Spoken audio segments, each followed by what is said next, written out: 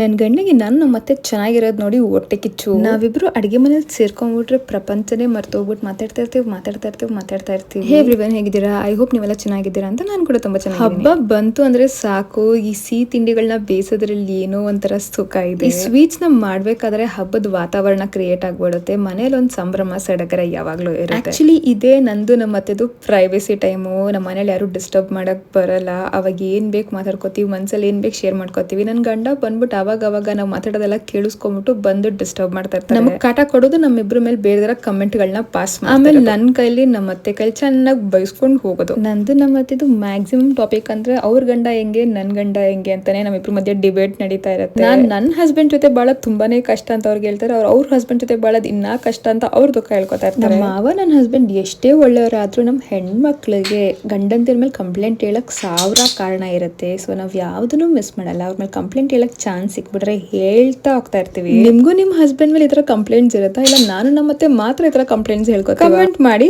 ಹೇಳಿ.